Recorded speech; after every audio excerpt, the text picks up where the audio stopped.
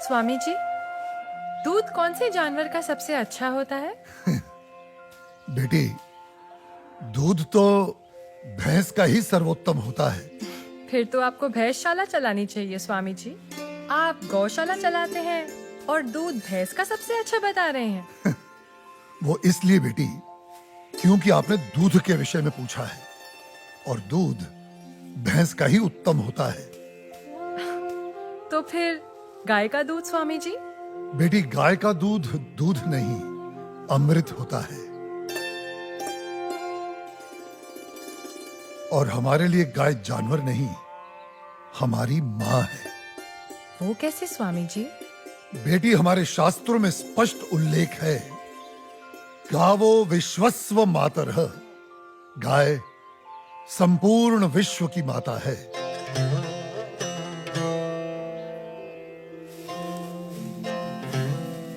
बेटी, गाय ही संसार में एकमात्र ऐसा प्राणी है जिसके अंग अंग से संसार को लाभ प्राप्त होता है। गाय दया, ममता और त्याग की देवी है। गाय लोक मंगल का स्वरूप है। लोक मंगल का स्वरूप है? वो कैसे स्वामी जी? हाँ बेटी, गाय का दूध पीने से शरीर के साथ साथ मस्तिष्क का भी विकास होता है। गाय के दूध में 8 प्रकार के प्रोटीन्स, 6 प्रकार के विटामिन्स, अनेकों प्रकार के एमिनो एसिड्स और न जाने कितने प्रकार के दुर्लभ तत्व प्राप्त होते हैं। It's a complete and wholesome food. ये मानव शरीर के प्रत्येक रोगों के लिए वरदान है। इसीलिए ये अमृत है। अब तुम गौमूत्र को ही ले लो। गौमूत्र बेटी अद्भुत औषधि है और हमारे आयुर्वेद में तो कई सारी जीवन रक्षक दवाएं गौमूत्र को केंद्रित करके ही बनाई जाती हैं। अच्छा। क्या आपको पता है, अमेरिका अपनी दवाइयां बनाने के लिए काऊ यूरिन इंडिया से ही इंपोर्ट करता है। रियली? अब आओ गोबर पर। काऊ डंग, जिसका अज्ञानी लोग बहुत मजाक उड़ाते हैं, वही गोबर ईंधन और खाद यानी कोल और मैन्योर का काम करता है। It's a natural fuel and fertiliser.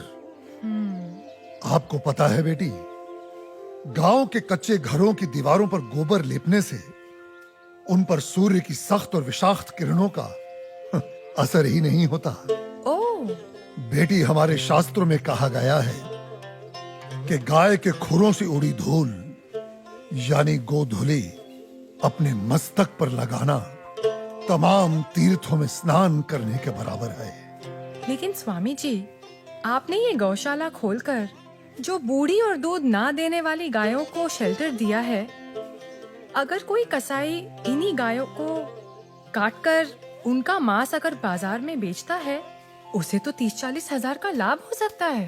लेकिन आपने तो इन बूढ़ी गायों को शरण देकर उसके पेट पर तो लात मार दी है। उस बेचारे का तो रोजगार छिन गया है स्वामी जी। हम कितने एहसान फरामोश हो गए हैं बेटी। चलो आज एक कैलकुलेशन करते हैं। एक गाय 20 से 25 साल जीती है। वो अपने जीवन काल में 15 साल हर रोज 15 से 20 लीटर दूध देती है। इसका मतलब एक साल में हुए तकरीबन 7,000 लीटर दूध और 15 साल में हुए 1,05,000 लीटर दूध। अब आप अंदाजा लगा लो, 1 लीटर दूध कितने का बिकता है और 1,05,000 लीटर दूध कितने का बिकेगा। अब तुम वैसे ही गोबर और गौमूत्र का भी गणित जोड़ लो। तुम्हारी आंखें फटी और खुली रह जाएंगी कि एक गाय अपने पूरे जीवन काल में कितने करोड़ों रुपए मनुष्य को कमा कर देती है। बेटी, अनेक इंडस्ट्रीज काऊ डेयरी और उसके बाय प्रोडक्ट्स पर टिकी हुई हैं। और ये गणित यहीं खत्म नहीं होता बेटी। उसकी मृत्यु के उपरांत उसकी चमड़ी, उसकी अस्थियां भी काम में आती हैं। उससे भी लोग पैसे कमाते हैं। आप 30-40 हजार रुपयों की खातिर उस ममता की मूर्त को जीवित काट कर व्यापार करने की बात कर रही हो, उसे खाने की बात कर रही हो। और कितना त्याग, कितना उपकार चाहिए एक प्राणी से। जिस मां ने अपने जीवन काल में हमें इतना धन दिया हो, हमारी सेवा की हो, उसके वृद्ध हो जाने पर, उसके बीमार हो जाने पर हम उसका त्याग कर दें, उसे अबैंडन कर दें। धिक्कार है ऐसी सोच को। बेटी अपनी मां के वृद्ध हो जाने पर उसे बेचा नहीं जाता, उसे काटा नहीं जाता, उसकी सेवा की जाती है। मैं आपकी बात से सहमत हूँ स्वामी जी, लेकिन आपका पॉइंट ऑफ व्यू प्रेजुडिस भी तो हो सकता है, क्योंकि आप एक हिंदू हैं। ओ मैडम जी, आप बिल्कुल गलत बोल रही हैं। मैं एक मुसलमान हूँ और मेरा नाम इस्लाम मुन्ना शेख है और मैं इस आश्रम का ग्वाला हूँ और हमारे कुरान पाक में कहीं भी गाय के गोश्त को खाना नहीं लिखा है। हम हिंदुस्तान में रहते हैं। अगर गाय हिंदुओं की माँ है तो गाय हमारी भी माँ है। तो इसका मतलब आप भी गौ हत्या के खिलाफ हैं? 100%। हम हिंदुस्तान में गौ हत्या नहीं होने देंगे।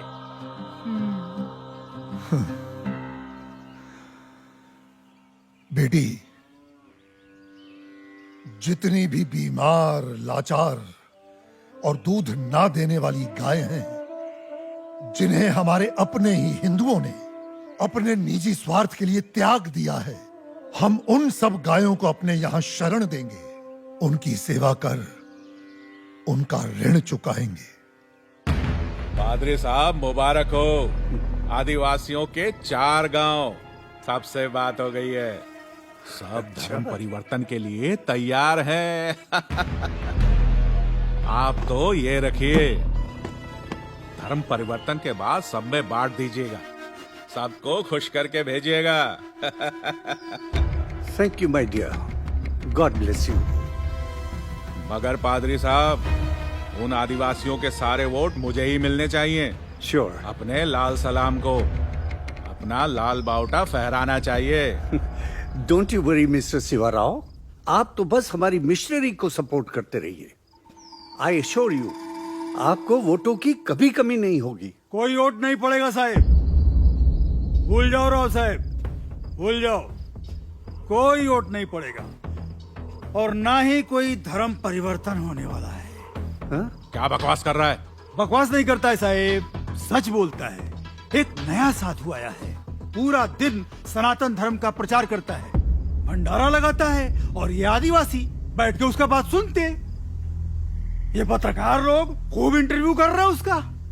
और भाई, उसका कन्विंसिंग पावर इतना जबरदस्त है कि कोई भी दूसरा धर्म घंटा अपनाएगा। ये तो कुछ नहीं साहब, अपना मांस का धंधा चौपट होने वाला है। वो सारी बूढ़ी और बीमार गायों को शरण देता है। वो स्वामी गो हत्या के सख्त खिलाफ है।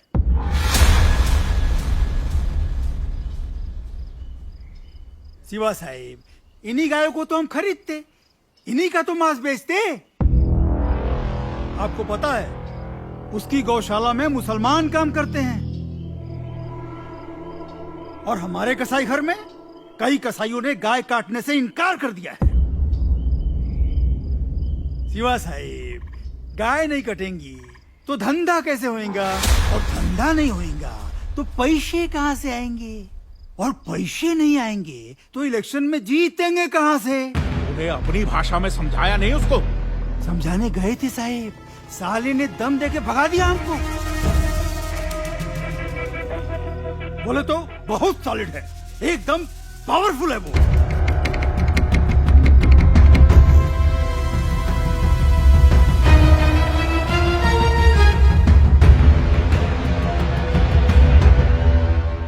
स्वामी जी, आप तो सेक्युलर हैं, लेकिन आपके हिंदू धर्म में ये जो कास्ट सिस्टम है, जात पात, भेदभाव, ऊंच नीच, इसके बारे में आपको क्या कहना है?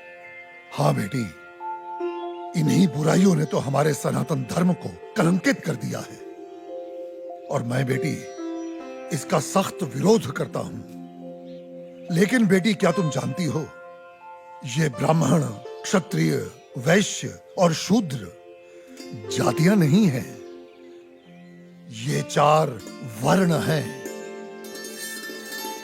और इन 4 वर्णों का विभाजन जन्म के आधार पर नहीं, कर्म के आधार पर किया गया है। समाज की उत्कृष्ट व्यवस्था के लिए, गवर्नेंस के लिए स्वयं मनुष्य ने इन वर्णों को बनाया है। बेटी, जो तेज बुद्धि वाले थे उन्हें पूजा पाठ, पठन पाठन, यज्ञ हवन और ज्ञान का प्रचार सौंपा गया, वे ब्राह्मण कहलाए। जो बलिष्ठ और शक्तिशाली थे उन्हें समाज की रक्षा का भार सौंपा गया, वे क्षत्रिय कहलाए। जो बिजनेस माइंडेड थे उन्हें व्यवसाय दिया गया, वे वैश्य हुए। और बेटी, समाज में स्वच्छता बनाए रखने वालों को, सेवा करने वालों को 4थे वर्ण का नाम दिया गया, वे शूद्र कहलाए। बेटी, हमारे शास्त्र कहते हैं, जन्मने जायते शूद्राः संस्कारात् द्विनोच्यते, अर्थात जन्म से प्रत्येक व्यक्ति शूद्र होता है। वो केवल अपने संस्कारों से, अपने कर्मों से ब्राह्मण, क्षत्रिय, वैश्य या शूद्र बनता है। अब आप मुझे ही ले लो, पहले मैं अखाड़े में पहलवानी करता था तो तब मैं क्षत्रिय था, आज मैं प्रवचन देता हूं तो आज मैं ब्राह्मण हुआ, और यदि कल मैं कोई व्यवसाय करता हूं तो मैं वैश्य कहलाऊंगा, समझी? मेरा ब्राह्मण या क्षत्रिय होने पर कोई कॉपीराइट नहीं है। बेटी, हमारे सनातन धर्म में ऊंच नीच का कोई स्थान नहीं है। ये 4 वर्ण एक दूसरे के पूरक हैं। They are interdependent on each other. ये एक गाड़ी के 4 पहियों के समान है। बिना एक दूसरे के सहयोग के समाज का कोई भी महत्वपूर्ण कार्य पूरा नहीं हो सकता। जी स्वामी जी। बेटी, सनातन धर्म तो समस्त वर्णों, समस्त प्राणियों में करुणा, दया और अपनत्व की भावना रखना सिखाता है। सर्व धर्म समभाव में विश्वास करना सिखाता है। हमारा धर्म सब धर्मों को एक समान मानता है। बेटी, हमारे लिए तो ये पूरी धरती एक कुटुंब है, एक परिवार है। The whole world is one family, वसुधैव कुटुंबकम। पंडित,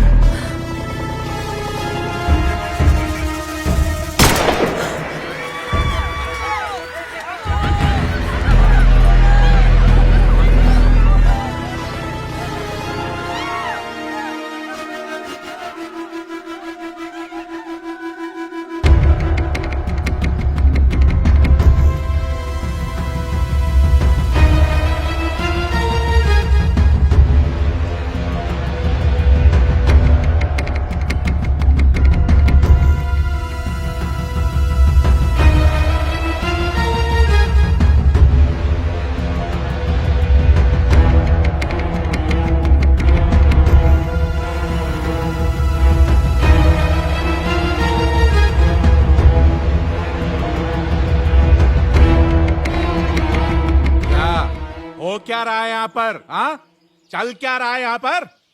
तुम लोग यहाँ धर्म परिवर्तन करा रहे हो। मैं केवल धर्म का अर्थ समझा रहा था, सत्य का मार्ग बता रहा था। हाँ, रहने दे रहने दे, साफ पता चल रही है तुम्हारी मंशा। ये जो तुम गौशाला खोलकर, ये रोज रोज के मुफ्त के भंडारे लगाकर इन गरीब आदिवासियों को बरगला रहे हो, घर वापसी की मुहिम चला रहे हो। लाल बौटे के ठेकेदार, गलत।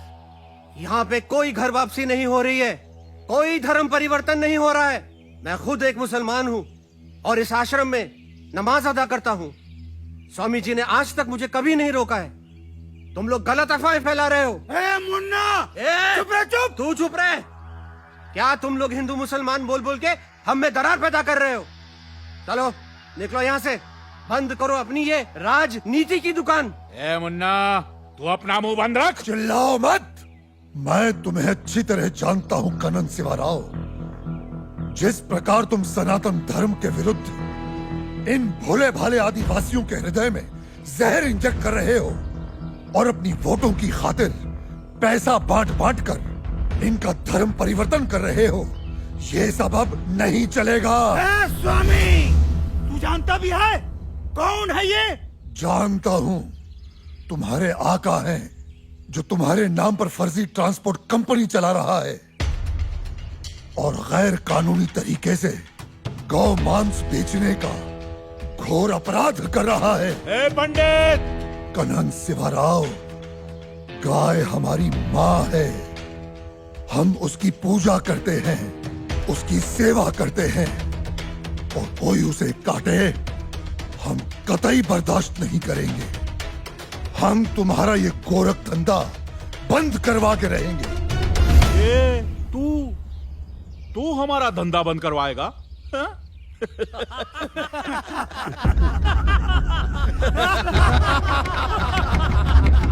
जाइला। ए गौरक्षको, एक गाय का गोश्त भी गोश्त ही होता है। ए, तू होता कौन है हमें रोकने वाला? हा? मैं मुर्गी का गोश्त खाऊं, बकरे का गोश्त खाऊं या गाय का गोश्त खाऊं, गोश्त तो गोश्त ही होता है। ए, क्या फर्क पड़ता है? बिल्कुल फर्क पड़ता है। मानो तो माँ माँ है वरना जानवर। कनन शिवाराव, माँ, बहन, बेटी और पत्नी सभी स्त्री जात होती हैं, लेकिन सभी के साथ एक जैसा संबंध नहीं बनाया जा सकता। ए कनन, क्या तू अपनी माँ बहनों के साथ सोता है? उनका बिस्तर गर्म करता है? हरामखोर, माँ पे जाता है।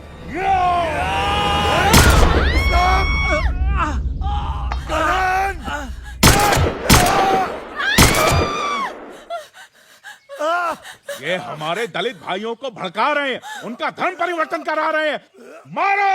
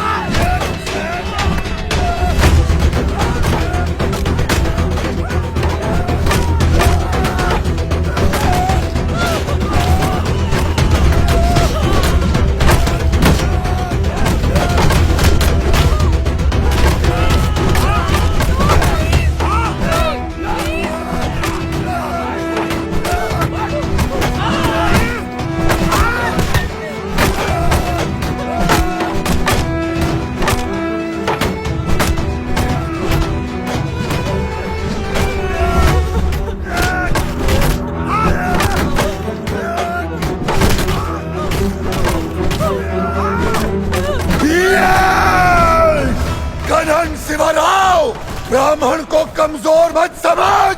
ब्राह्मण दीनहीन तो सुदामा, त्याग में दधीची और प्रतिशोध में चाणक्य और दंभ में रावण और रुद्र हुआ तो परशुराम।